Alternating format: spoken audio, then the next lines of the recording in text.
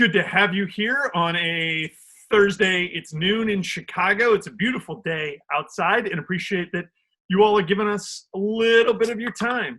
We're going to let everyone make their way into the room. We've got a bunch of people who'll be coming on. While you're here, before we get started, do me a favor in the chat over there on the right. Tell us where you're joining from. We love hearing where you're at. Oh, Mike's already here from Tulsa, Oklahoma. Tulsa in the house. Right? Minneapolis, Minnesota, 2 Minnesotas in a row. That's great. We got Jersey, Massachusetts, Georgia, Washington, North Carolina, Atlanta. This is great. We got the whole country represented. New York, California, it keeps coming. This is fantastic. We are excited today. We are going to, I'm certain, I can feel already, going to stay completely on script today with a very special guest. Natalie Reyes is here, the president and CEO of Latino Victory. We are going to be talking with her about many campaign topics. We're going to be answering your questions. Let's get through a couple of housekeeping things so that everyone kind of understands how this works, what's expected, how we can be helpful. For the next 57 minutes, we are going to try to answer as many of your questions as possible. The way this works to be interactive is in the chat box, you just type a question. I have a couple of my colleagues from the training committee here, Colin and Rhoda. I point, wave, hi. They are collecting the questions out of that chat, and through the magic of internet technology, we'll be presenting it to my screen so that Natalie and I can answer them. We will be posting a ton of resources, both ours, Latino Victory, other partners that are available to help you as you run.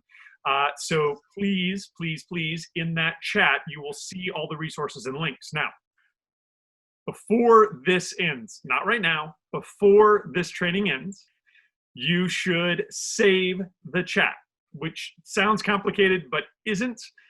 In the chat box at the bottom, there are 3 dots. If you click on those 3 dots, it says Save Chat. Guess what happens if you click Save Chat? It saves it. Hey, winner, winner. Whoa. So do that at the end. Unfortunately, Zoom doesn't allow us to post the chat. You're going to get a copy of this video. You get a link. We'll put it up so you can rewatch it, add it to your Netflix queue, whatever you want to do at night. But you don't have the chat, so you have to save it to your computer. If you are on your phone or a tablet, Zoom does not have a save chat option. What we recommend is that you copy, or you select all, Control A, drag your finger up, copy, and then paste it into a new note. That will work as well as a workaround. Okay? Excellent. Mike, we're glad to be here. Let's get started. Let's jump in and get going. Oh, we have a special guest appearance. Hey, how are you? That's amazing. Her tooth is going to come out. Can we look at? Can we see it? Is it wiggly? we're all working from home. We're making do. Maybe we'll come back and check the status of the tooth. Right? Yeah. She never lets me pull it out though. I don't blame her. I don't like pulling it out myself. Yeah. Let's ask a quick question so that we can understand who's on. Tell us, there's a poll up. Tell us what you're doing this cycle. What's your primary role? Are you running for office? You working on the campaign? Are you working with the party? We'll give you a minute to fill that out, and that'll help us cater our answers as well. So if you have a chance, do that. Colin has already started sharing resources over on the right. And you got 5 seconds to complete the poll, everybody. 5, 4, 3, 2, 1. All right, closed. Oh, wow. Okay, we have a whole bunch of people working with their local Democratic Party today. And then we have a fair amount of you running for office, working or volunteering on a campaign. That's good to know. We will attempt to phrase our answers to be most helpful to those of you working in local organizations. So Natalie is here. Hi, Natalie. Hi, Kelly. Thanks for having me. Oh, thanks for joining us. We appreciate it. We're super excited to get into this. You are the CEO and president of Latino Victory, one of our most favorite partners here at the Well, we love working with you at Latino Victory. Thank you very much. We've got a bunch of questions people have sent in ahead of time. Let me just jump in with, can you tell us, how does Latino Victory support candidates, campaigns, the mission? Tell us about Latino Victory, please, so everyone understands. Well, first of all, thank you for having me, and thank you to the audience that's here with us. Kelly, since I don't see you on the Peloton, I said, I got to spend an hour with you in this conversation. So I said, an hour with Kelly, if not on the Peloton, at least here in this conversation. So thanks again for your partnership. You're welcome. Latino Victory was founded in 2014 with a three-pronged mission of building Latino political power. We're fairly young, we're 6 years old, but the three-pronged approach is, number one, electing progressive Latinos to all levels of government, meaning local, state, and federal. Number two, developing a pipeline of Latino leaders. And number three, shaping the public discourse to reflect the growing influence of the Latino community. Latino Victory is the only in the entire United States national candidate-driven super PAC with the main focus of electing progressive Latino candidates to all levels of office. Since our founding, Latino Victory has been instrumental in helping elect some of them amazing people that you all know. One of my favorites, Senator Catherine Cortez Masto, U.S. Senator from Nevada. First Latinas elected to represent Texas, Congressman Veronica Escobar and Sylvia Garcia. The first South American immigrant elected to Congress, Congressmember Debbie Marcos Alpao from great state of Florida. And the first Democratic Latina state governor in the history of the country, Michelle Lujan Grisham. It sounds like a lot of women, but women get the work done. And countless other races that were involved. This cycle alone, we have endorsed 68 candidates across our great nation, from a future mayor of El Paso, Carlos Gallanar, to the next U.S. Senator from the great state of Mexico, New Mexico, Ben Ray Lujan. The three main ways that we support our candidates, going back to the second part of your question, is that we support our candidates by, number one, candidate contributions, which are critically important. Number two, we nationalize and uplift the races. And number three, strategic support. As it relates to, let's take them one by one, if we may. As it relates to candidate contributions, we often hear from our candidates firsthand that the biggest hurdle they face is raising the resources to run. I'm sure you hear that all the time too, Kelly. We make sure that all our candidates get a direct contribution from us, unless, of course, they do not take PAC money. You may ask, the audience may ask, why is it important to nationalize and uplift their races? Because Latinos representation is still super stark. I mean, the numbers are nuts, to say the least. We are 18% of the population, but yet 1% of the elected office. Let me say that again, 18% of the population, and then this in the United States, as we all know, is supposed to be a representative government. So obviously we're falling behind in representation in so many ways. Part of what we do at Latino Victory is ensure that we amplify the stories of Latinos who are running. We help pitch them to national reporters, which is critically important because we nationalize their races. But more importantly, the respective campaigns form part of a larger story and a larger narrative we're telling about Latino political power. And last but not least, we give strategic support. You know this well, Kelly. Every campaign is different.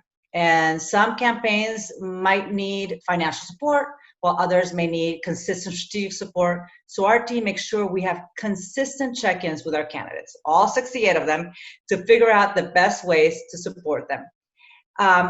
It can vary from finding validators and helping them secure endorsements, to hosting phone banks and text banks, to helping organize fundraisers. Now, the support of our candidates may vary, yet one thing remains constant, is that we want to ensure that our candidates and those who are even thinking of running for office have the necessary resources and training, and that's where you come in, to be able to be successful. We are well aware that Latino candidates face unique challenges, from raising funds to securing institutional support to even being considered viable. We know that alone we won't solve all these systematic problems.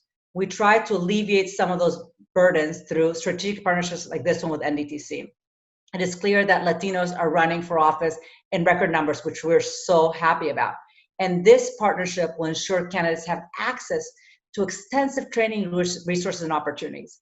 By joining forces with NDTC, we are giving our candidates another tool, a very important tool in that toolbox, to be able not only to run for office, but to do so successfully and win. That's an incredible amount of help for those candidates. That's fantastic. Yeah. And one thing that I didn't mention, Kelly, and I think it's very important to point out is, that importance of, being validated by a national organization like us. Yeah. The other day, a candidate that actually was successful in his primary, he beat an incumbent, a 3-term incumbent. He cried when I called him. When I told him that we, Latino Victory, we were endorsing his candidacy. Yeah. And yesterday I called him to congratulate him, the candidates here in Massachusetts. And he said, you believed in me. You validated my race when no one else believed in me and when nobody else validated me on a national level. Yeah. And so it's very powerful. That's incredible, and congratulations on that. I do want to highlight for everyone on the call, excuse me, Colin just put up in the chat a direct link to Latino Victory, to their questionnaires. If you want to engage their support, request their support, or just get involved with them. I mean, these organizations are critical to not only the success of Latino Victory, but of Democrats, of our country, right? Natalie, you mentioned we're supposed to have a representative democracy, and too often it's pretty monolithic, right? It's pretty dominated by white men, and we need to change our culture. We need to change who represents us, who's making decisions, and we're thrilled to help be a part of that with you. So thank you. Well, thank you. You also mentioned record numbers of people running, which is very true. We've been seeing that. We saw that early in 18. We've seen it this cycle. The potential for a blue wave bigger than 18 is a distinct possibility. Knocking on wood, caveat, lot of work to do in the last 60 some days here before election. I don't think, let me rephrase this. The number one question we get from candidates, from organizations, is how to navigate the challenges of COVID-19. How do you campaign in quarantine? What's Latino Victory been telling and advising your candidates and the people you speak with about how to hit your goals, how to run a campaign in a pandemic? It's something we've been grappling with. The pandemic has indeed turned our lives upside down, and it has reshaped the way that we reach our communities, obviously. Latinos, as you know, and as the audience knows, are unduly affected by COVID-19. Not only have our candidates had to readjust their campaigns, they've also had to grapple with the difficult decisions of either continuing their campaign with the campaign that they want to push forward, or putting it on hold to serve the immediate need of the community. Those candidates who decided to continue their campaigns had to be creative, obviously, about the ways we reach our voters, because we need to continue reaching our voters. Some are hosting virtual town halls or online house parties. Others have moved their volunteers to phone bank or text banks instead of canvassing, which we obviously, we don't want to canvass at this time. Obviously, we want to be safe and not regret it later. And of course, others are raising even more money, Kelly, to be on television, radio, or digital media. I'm going to give you an example. An example of a candidate who creatively shifted her campaign is Jessica Gonzalez Rojas. Jessica is running for the New York Assembly in Queens. And of course, understandably concerned about her community, as we all were. New York was the epicenter of the pandemic, and the working class in New York were among the most vulnerable within that epicenter. Jessica's primary was in June. As we all know, the New York primaries were in June, and she decided that instead of campaigning the traditional way, she was going to use her campaign to help deliver food to the elderly and the most vulnerable in her district. She eventually did campaign again, But for her, it was more important to use her infrastructure to serve the people she wants to represent in the assembly. And the good news I have to share with you is that she ended up winning that primary. Oh, nice. For doing the right thing for her constituents. As you're aware, the biggest obstacle our candidates face is fundraising. And there is fundraising threshold candidates must meet to be considered viable by committees and other organizations. Because of COVID, traditional, again, forms of fundraising, such as in-person events, coffees with donors, et cetera, are just not possible. And we're obviously have moved away from that completely. When our candidates reached out for support, we immediately began hosting virtual fundraisers. Let me give you the silver lining, that we have been able to capture an even larger audience because everybody can come and can join. And a network of individuals through virtual events than we would have otherwise because it's a virtual space. Also, we are supporting our candidates by helping them get ample media coverage and national visibility through our Latino Celebrity Ambassador Program. These are celebrities that come in and help amplify the candidate to ensure that we get voters to participate in their races. Obviously, the voices of celebrities are critically important. And I'll give you another example here. Just last week, we partnered with End Citizens United, who we all know, a great organization that Tiffany runs, and to host a fundraiser for an amazing woman, Mayor Michelle de la Isla, who is poised to make history as the first Latina elected from, guess what, from Kansas. You didn't think we had Latinos in Kansas, but we do, my friends. Oh, I know, and quite a bit. Rock Chalk Jayhawk. I went to school at the University of Kansas. There you go. Then you know firsthand. So in the past, as you know, we would host a kind of a boring fundraiser for Michelle in Washington, D.C. In this new normal, we had the opportunity to have Lin-Manuel Miranda as our special guest. And he even sang a few notes of Hamilton with our candidate. This is a perfect example of how we provide and really pivoted, turning an incredible challenge, obviously, you know, not to make light of the challenge that we're facing, to an opportunity for our candidates. Our guests, you know, were raving that this was the most engaging, interactive, and fun virtual event that they've been to in this virtual space, in this new reality that we're facing. So, you know, it's making lemons out of lemonade, vice versa. You see, I always make, you know, English is not my first language. So these metaphors are always very confusing. Making lemons out of lemonade. Making lemonade out of lemons. Lemonade out of lemons. You see how that happens? Washing machine wash. You know, the people in the audience who understand my difficulty with the English language. But anyway, so Kelly, we missed you at this fundraiser. You should have been there. It was epic, as my kids would say, where, you know, all of a sudden jumping into to the Zoom call was surprise, Lin-Manuel Miranda. And of course, you know, it's always nice to have our celebrity ambassadors, you know, give us that extra boost for our candidates. Yeah, that's fantastic. English speakers learning to speak Spanish make the same problems the other direction. So it is what it is. It is what it is. But I think Camille put it in the chat over here. Hacemos limonada con los limones. See, now I butchered it. I butchered it. It's all right. You know, it is. I used to make fun of my mother, who used to say, washing machine. She would go back and forth, but now I'm making the same mistakes. We all turn into our parents eventually. I know, it's something else. I've done this. You just saw Addie. I find myself saying things that I knew I hated as a kid. I'm going to keep us focused, even though you have called me out on the Peloton. I am going to keep us focused. Because so Tomas was telling me the other day that people are doing like yoga fundraisers and all these things. So maybe you and I can do like a Peloton fundraiser or something like that. Hey, that's actually not a bad idea. We could do some type of cycling exercise. I like this. I don't know. Just let's be creative.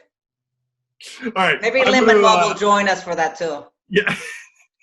I hear Rob on my staff is an incredible cyclist, so maybe he can join. All right, well, good, and he can show us the way. Right. Maybe Lin-Manuel would jump in and sing a few bars to keep us going. It could be a Hamilton. We're gonna need it. we've had a bunch of questions here about engaging and how you've adjusted strategy specifically to Latino voters around COVID-19. And I've already seen one in the chat about how to target Latino voters because, as you said, there are a record number of candidates running. Only 1% are of elected officials are Latino. What advice do you have for campaigns, candidates who want to engage Latino voters in their communities? And how have you readjusted that strategy around with the pandemic? Well, this is an excellent question because COVID-19 crisis has indeed pushed us to reevaluate, all of us on the call and everybody else in the country and the world, reevaluate the way we reach out to voters. For the foreseeable future, we cannot rely on traditional in-person events. So we are finding creative solutions to ensure that Latinos are not left out of this new electoral digital frontier. Part of what we're doing includes using bicultural, bilingual, culturally competent campaign for Latinx and Latinx millennials in key states that you probably already know, such as Arizona, Florida, and Nevada, as well as emerging Latino states like North Carolina and Pennsylvania. In this COVID era, the digital space is more important than ever before. Even I'm now on Twitter. We will focus on digital campaigns in social media platforms, text, email, and maintain traditional ways of communicating with the Latino community using radio and television. And vote by mail will be key. COVID-19 has changed the way and will likely change the way we vote. Vote by mail will be critical to ensure that voters are not left out of the polls during this pandemic. This will require unprecedented doubling down on Latino voter mobilization and education on vote by mail process. And to the second part of your question, what is our advice to seeking and engaging Latino voters? Yeah. That campaigns ask for our vote. It is that simple. Ask for our vote. The challenge historically is that Latinos are not engaged by campaigns early on, and we are left behind, and we are thought about in the 11th hour. A relationship, as we all know, is really simple, and it has to be built. And Latinos are big on relationships and in that loyalty that we expect. So talk to us, listen to our concerns and to the community's concerns. Propose viable solutions, and you will see how Latinos turn out. Very simple, very simple. No relationship, no vote. And it's not on and off, right, Kelly? Like, like I love, like, oh, it's a presidential cycle, so let's engage Latinos. No. This has to be a continuous engagement. It has to be a continuous cultivation. It does not happen overnight. So, lastly, campaigns need to reflect the diversity of its constituents. So, I don't want to see a campaign without Latinos at every level. And, it's not the volunteers only. It has to be the most senior advisors to, obviously, volunteers. Latinos need to be at every level, and that's imperative. So the methods and the mediums may have changed, Kelly, but the mandate still remains the same. Talk to us, ask us for our vote, ensure that your campaigns reflect us, and you will see how Latinos will turn out to vote. That it's not rocket science, right? It's not, but we don't seem to, it's very frustrating. Yeah. Because we've been saying this for a while. Yes. But hopefully we'll get it right, because there's too much writing here in this November 3rd. Totally agree. But and we know that the path to the White House is to Latino vote. Like, we say it, but we need to be intentional about it.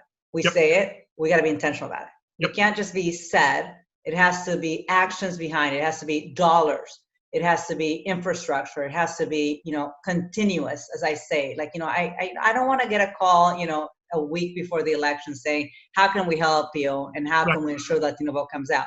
That doesn't work. It has to be constant. this dovetails nicely with what we've been preaching at the NDTC, which is campaigns all about relationships. And Yeah. if you think about your personal friends and like the people who call only when they need something or when they want to talk about themselves, You don't want to talk to them. yeah, you get annoyed with that, right? So you've got to be there early. You've got to maintain communication throughout. People, especially people running for office, I say this often. My staff might be a little tired of hearing this, but like I use this example: if someone asks you what you think about the pandemic, they kind of want to hear what you think, but really, they want to tell you what they think. We need to listen. That's right. More, right? So can I tell you something? I got to tell you something. So I just did a fundraiser for a candidate of ours, John Santiago, who is amazing.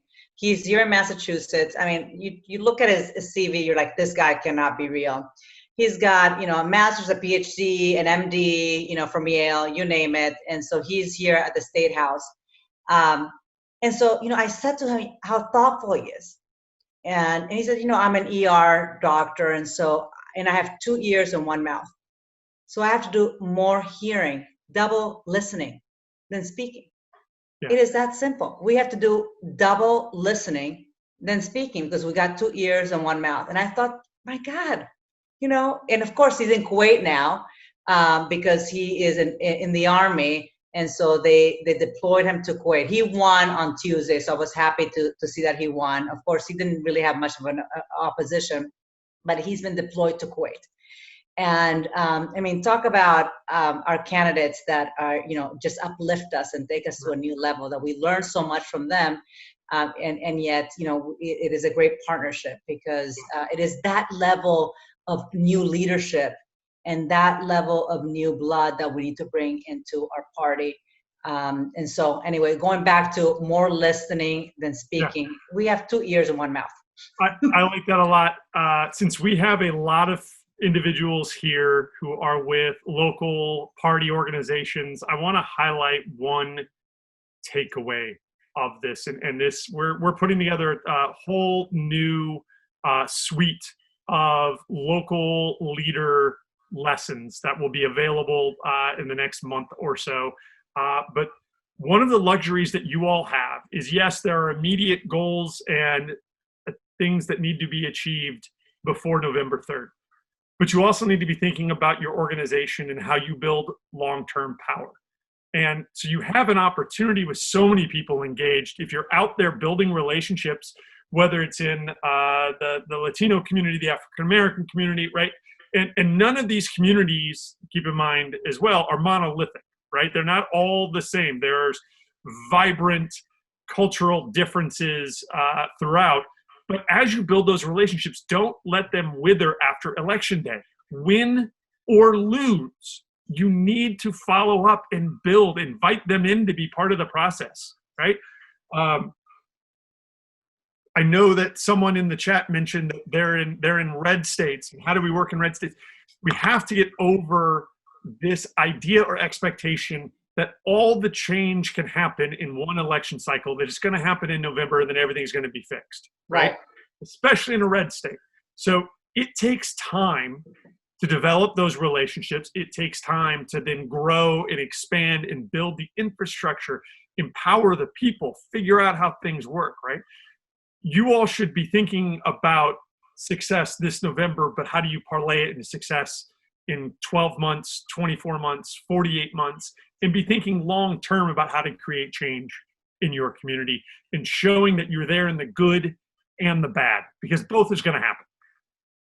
So that's so true. That's so true. The good or the bad. The other day I have to give a little example here. So on Tuesday we had something. I live in Massachusetts. Some of you know that I live in Massachusetts, but we had some successes and some failures. And so I was talking to my husband last night. I said, we should have maybe told this one candidate that he should have not run. He should have just stayed, cooled off his heels, and do other things. And I was just sharing with my husband, and my son, the 11-year-old, said, "But Mom, imagine all he learned through that run." in that year running. And so I think that, it's at times okay to like throw your hat in the ring and say, I'm going to do my best. I'm going to try my hardest. I might win or lose. And I have this quote that my boy put here. And Thomas Edison, I have not failed. I've just found 10,000 ways that won't work. And that might, at times might be your election, but you continue growing, you create, and what you said, Kelly, is so important. You continue growing that network, and you don't let go of that network, and you keep expanding it, and you keep reaching out. And at times, I don't like reaching out when I'm asking. I like reaching out when I'm just talking and just asking for advice and input, or just checking in. Hey, how are you? Yeah. And I think that goes a long way. Going back to relationships, that's critical. And the Latino relationship is key on that. I could not agree more. Texas is a great example of this, right? Texas, people complain that Democrats have been trying to turn Texas blue for a decade. Well, yeah, because it doesn't happen just like that, right? You need people who are willing to run, to step forward, do better than anyone thought, but still fall short of goal, so that the people behind them can who are they lifting up on their shoulders, right? This doesn't happen all at once. It is a long-term effort. So thank you to all of you on this call. You guys, everyone here is doing that day in and day out. That's right. Natalie is working day in and day out. The Latino Victory team is working day in. None of this is easy. If it was, it'd already be done. Other people would be doing it, but thank you. So Natalie, if you're all right, I'm gonna move forward. We have a bunch of questions here that I want to make certain we kind of get through. Sure, let's do it, Kelly. Here's one that says, compared to previous election cycles, what are the unique and defining characteristics of this year's Latinx electorate? The Latino electorate is larger than ever before. This election cycle, Latinos will be the second largest non-white voting bloc with 32 million eligible voters. The electorate has shown it will turn out in droves when our community is engaged by candidates and political entities who invest, as we talked about earlier, and invest early in culturally competent Latino outreach. In 2018, for example, Latino voter turnout doubled nationally compared to 2014, and grew in states like Texas, which we obviously need. We're talking about Texas flipping, California, Florida, which we also need, because there was a deliberate investment by Democratic committees. When we invest, we've seen that we're talking to voters and they do turn out to vote. So let's talk about young voters. Young voters, as is often the case, are key. In every election, I feel like young voters are so important.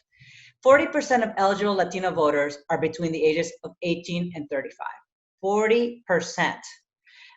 1 million Latinos are expected to turn 18 every year for the next 2 decades. 1 million Latinos are expected to turn 18 for the next 2 decades.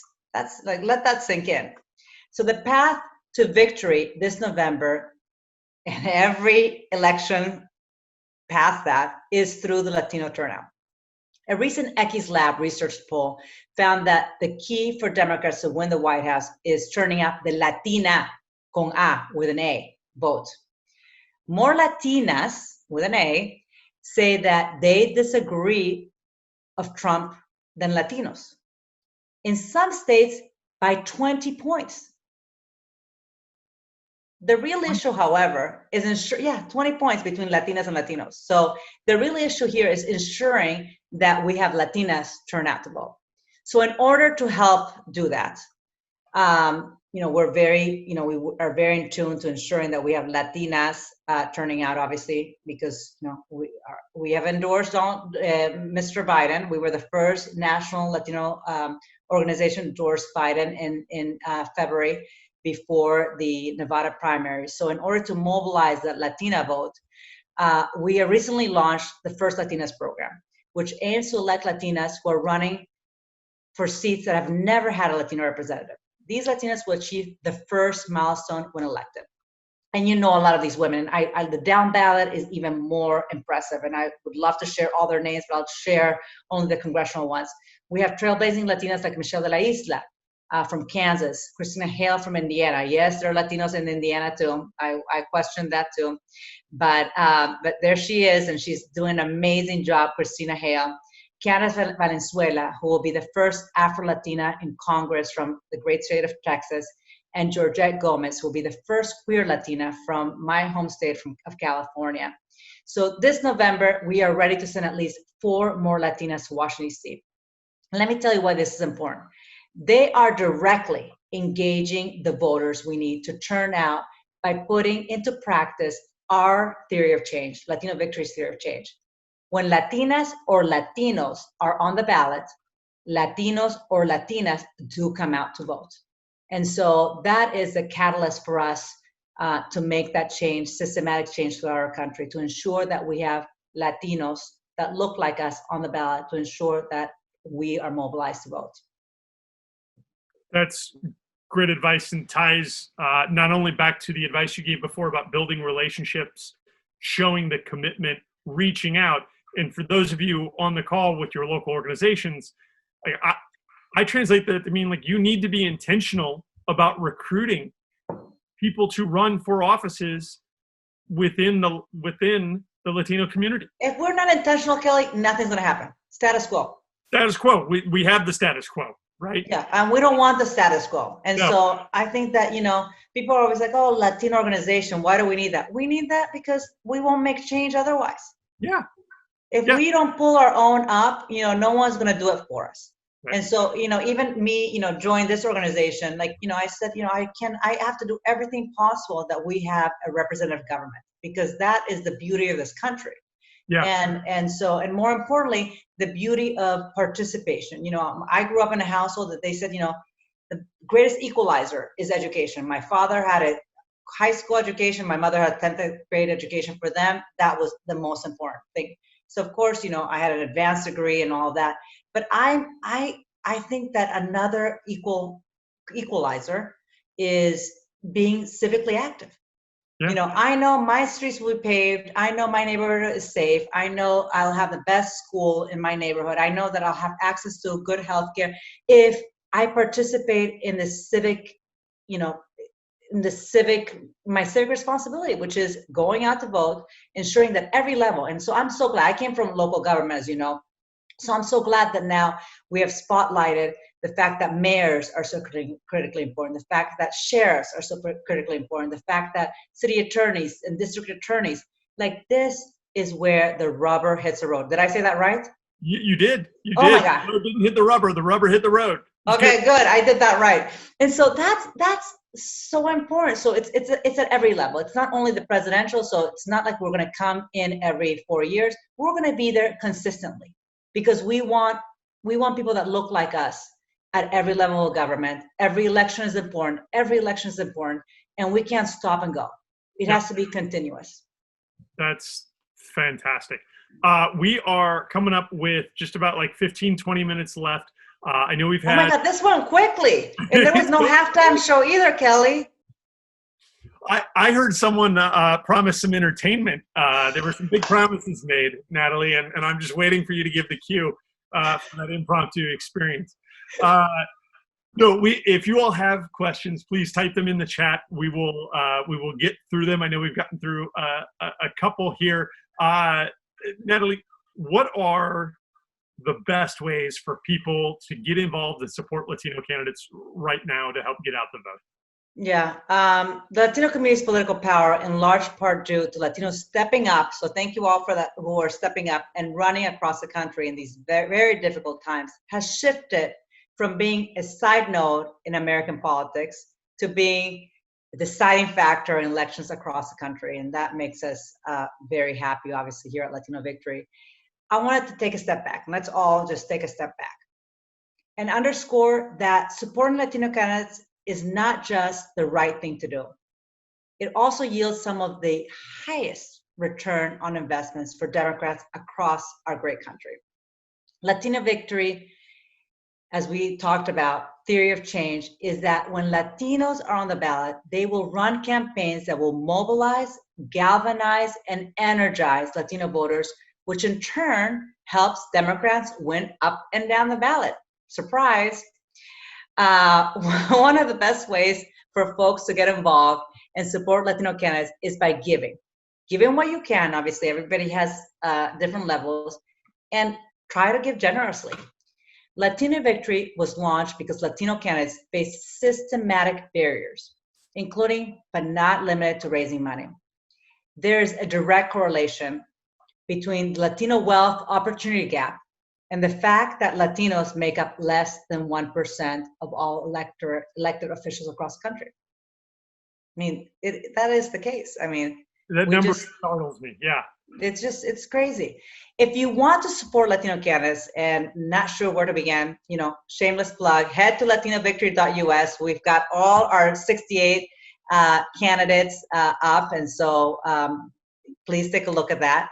And if you can't contribute monetarily, but have time, and time is money, and we appreciate your time tremendously, find a candidate who inspires you.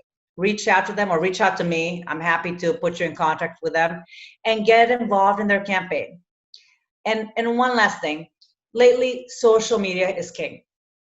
And the new battleground states are the likes of Facebook and Twitter and Instagram and Snapchat and TikTok and YouTube and things that I don't even know they exist. But this is where we're in a face-off. And so this is my last message. We all have a platform. We all have a social network. And thank God we all have a voice in our great republic here.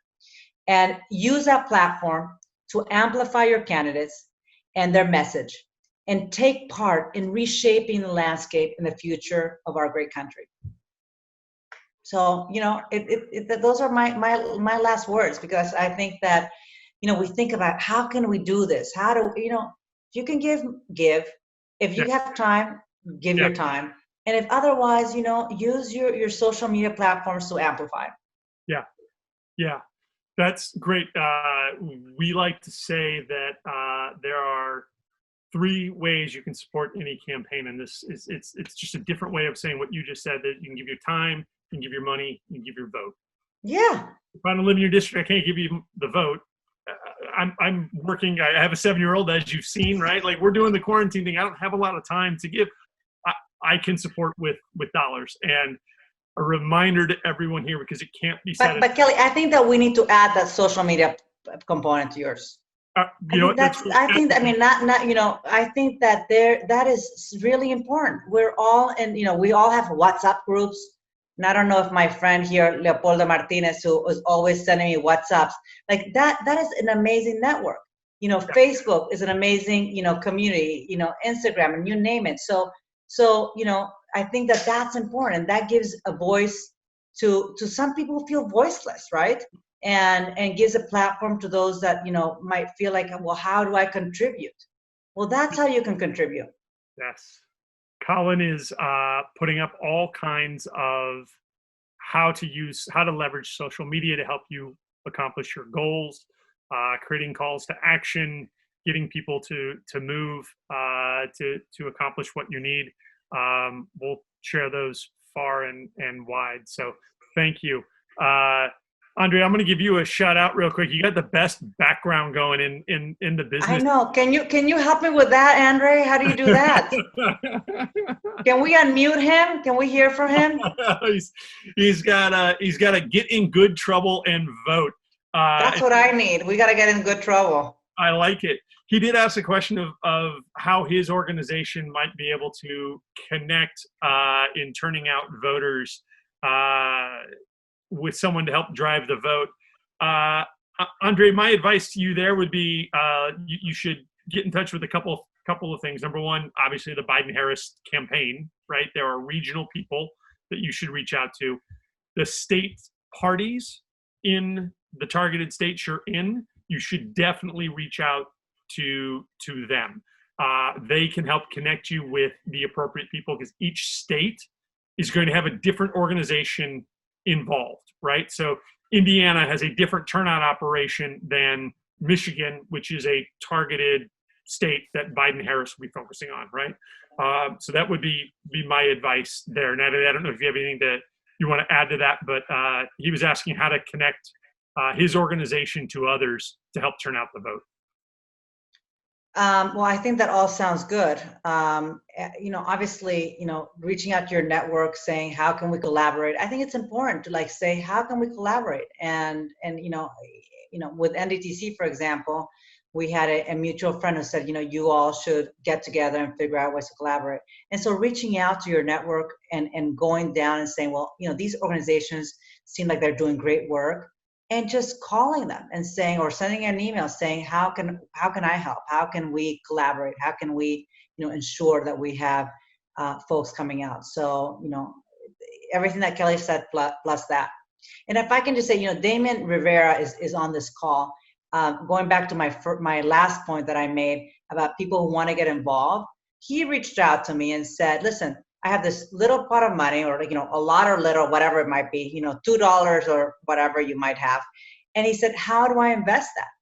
And so, sorry to call you out, Damien, but I think it's a good example of folks that feel like they want to help, they don't know how to help, and they want a path. And so, reach out to us. We're always able and willing to send you in the right direction. Either by volunteering or by fundraising, or as I said before, by messaging. I think that there's a lot of messaging that we've been sending out, not only from the top of the ticket, but throughout the ticket, that we want to make sure that is amplified and that we're fighting against the rhetoric from the right. We had a question sent in here that said, essentially, are there any tips or talking points to reach persuadable Latinx voters who are typically registered or usually vote as Republicans? Do you have any insight or suggestions on messaging to voters? Well, so, I think that we would need to persuade, if you're talking about the presidential, if you're talking about the top of the ticket, the Biden ticket, the Biden-Harris ticket, I should say.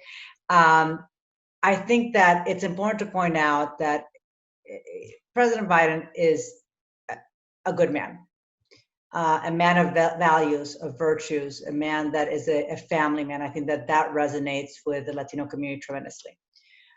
One thing that we're also doing with Harris is that Harris is Jamaican and Indian, as we all know, and so she's one of us. She's from the hemisphere. She es del Caribe. She's from the Caribbean, from Jamaica, and so and that's critically important.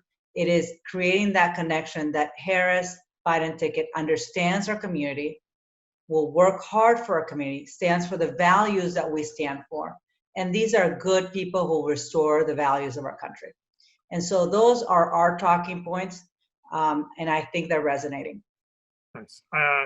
The very last piece I would say here, and this is the advice we give to all candidates, it's dovetails perfectly with the great advice Natalie just gave, is voters are driven mainly by their self-interest, right? But that self-interest is not driven by necessarily logic or facts and figures, right?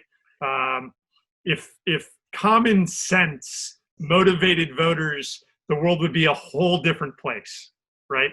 Your job on campaigns, your job in organizations, motivating people, persuading people, you've got to talk to them about their life.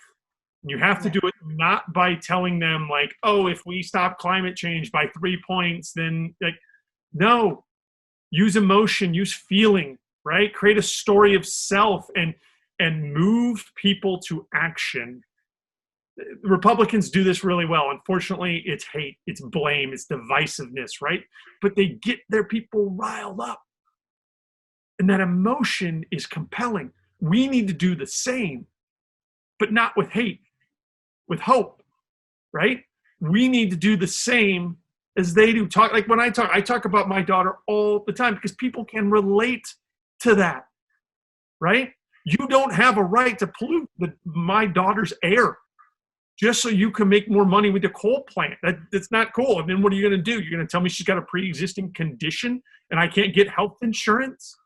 None of that makes sense. We are better than that, right? You motivate people through emotion. We've got lots and lots of stuff up there. Natalie, if you're okay, I know we have like 8 minutes. I want to get one more question. Okay, let's do this. Do you have any specific tips on recruiting Latinx or bilingual volunteers? This says to phone bank, but on campaigns in general. How do we recruit for that? So we're using social media platforms to recruit. And so, Twitter, Facebook, Instagram, you name it. And so, and if you want to volunteer, reach out to us too. And if you have folks that want to have time, please do that. I think that it is difficult to have people volunteer at this critical time in our history. Obviously, people are feeling somewhat disengaged, but yet some are feeling like they want to create change. So we're tapping into the folks that obviously want to create change. And so we've been using, social media to get folks to phone bank for us, to attend fundraisers, to do other things. We're going to be doing a phone bank. We did a phone bank into Massachusetts last week. It was successful using social media platforms. We're doing phone bank for Biden on Tuesday. So anybody who wants to phone bank on Tuesday, we're calling into Florida. Please sign up from 5:30 to 7:30. And so, yes, Ruth is giving me a thumbs up. That's what I like to see, Ruth. And so, we're reaching volunteers. Again, it's not your traditional way of reaching out to folks. This is through social media. And so, and it's been effective. It's been really effective. I can't say it hasn't, because you can phone bank from anywhere. I could be in Massachusetts and phone bank into Florida or vice versa. And so we've seen that not only on the fundraising side that we've been successful in ensuring that we get the resources for our candidates throughout the country, that you don't have to be all in one physical space. We're seeing that through phone banking, the same thing, that we're getting an influx of phone bankers and volunteers because, they can do it from anywhere. What you're kind of describing there is relational organizing, right? Relational. In the time of COVID, when you can't go door to door, when everything's out of whack, nothing is normal. You need to find the people who believe in your campaign.